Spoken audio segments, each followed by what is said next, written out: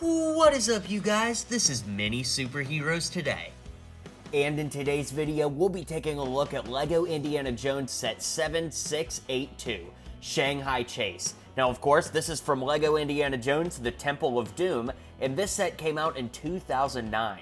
It came with 5 minifigures, used to retail for $29.99 in the US, has 244 pieces, and is for ages 7 to 14 years old. Now, I'm going back and reviewing all of the LEGO Indiana Jones sets, and I'm buying them all again. I had most of them as a kid, I had this one, but as I'm going back and rebuying them, the rule I'm setting for myself is that each set has to have the box. I want to have all the boxes. It's just something cool and nostalgic for me. But in any case, let's take a look at the box and the instructions, then the figures, then the rest of this set, and I'll tell you my thoughts on this awesome nostalgic set. Needless to say, the box is a little too big to fit in my white space, so we'll just take a look at it here. So the box looks really great, guys. I've always loved this design. I always loved the night chase scene that we've got here. Of course, it shows us our minifigures here, which is the first thing we'll take a look at. We've got the to-scale pictures up here, and on the back, it shows the play features, which, you know, this set doesn't exactly have a ton of play features by any stretch of the imagination, but, you know, the cars are still really neat builds, and we'll take a look at that momentarily here. Also, there's an advertisement for the Raiders of the Lost Ark German plane set.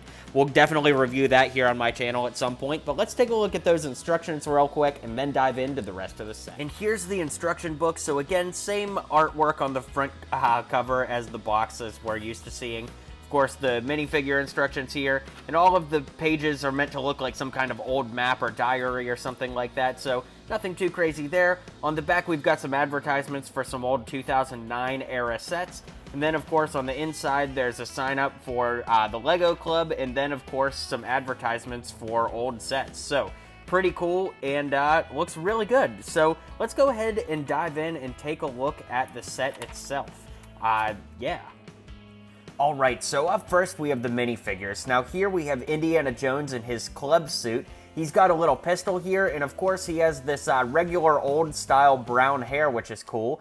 And for the Indiana Jones figures, very few of them actually had any costume for him other than the like brown leather coat. We didn't get any new figures until the last wave, so that was pretty cool. No printing on the back, of course, and it does come with his hat if you wanted to throw that hat on there, even though this is what he actually looks like during this scene of the movie.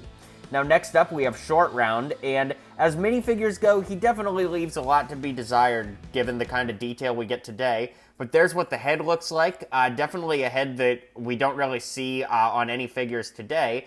We've got these short gray legs, which are relatively rare. You don't see those all the time. Pretty accurate torso with no printing on the back, and then a plain white hat. Now, of course, to be accurate to the movie, it would need to be a New York Yankees hat, but with licensing, I can totally understand why they didn't go that route. Now here we've got Willie Scott, who's the female accomplice for Indiana Jones for the Temple of Doom, and I love this face print. Those nice bright blue eyes are really cool, and the reflective gold on the torso is really great as well. Now, interestingly, she did get back printing, which was relatively rare for this time.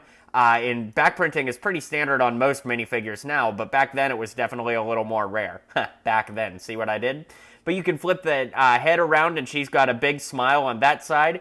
The no teeth in the smile is definitely a little off-putting, but it's still fine. The hair's nice, and then, of course, the back of the hair, you could put this little crown in there. It's in there really tight. I actually can't even get it out, guys, but the crown goes in a little hole peg in the back there that looks good.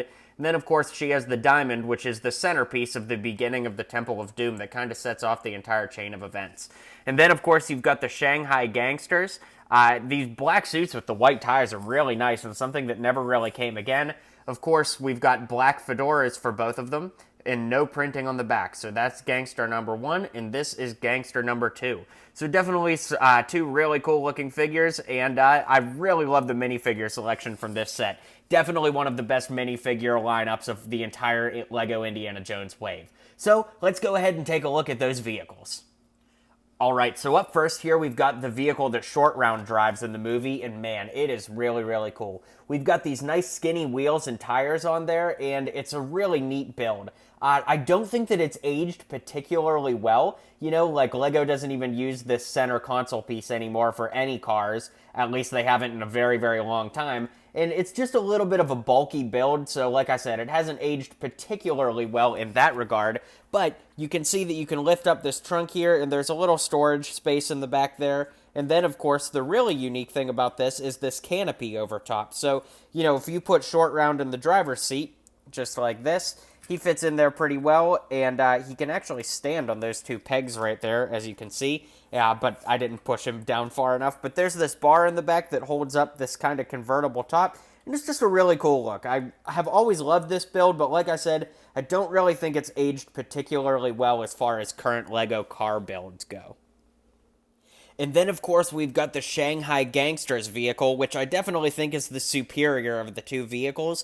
Lots of black with just some gray accenting going on. I always loved the triple headlight scheme on here. That looks really cool. We've got the exact same skinny wheels and tires on this one, and the same centerpiece here, but of course in black this time around. And the roof on this does lift off so that you could put the second gangster in the back of the truck, just like the movie if you wanted, or you could put them both in those driver's seats up front. So it's pretty cool. Again, this build is not aged particularly well either, but it does look cool. And the thing to remember, guys, is that Temple of Doom takes place in the 1930s. So, if you put these cars in your LEGO city alongside modern cars, it would definitely make sense that they would look a little bit older, because these cars are meant to look a little older to begin with.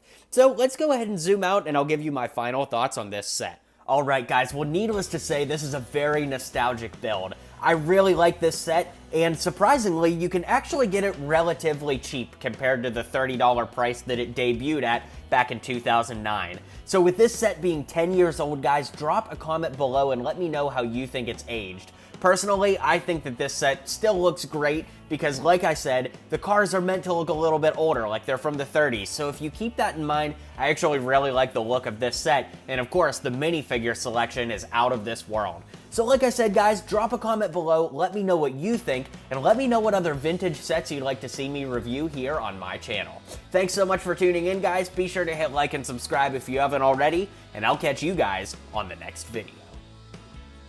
If you liked what you saw and you liked what you heard, feel free to click that subscribe button for more LEGO content coming in the near future.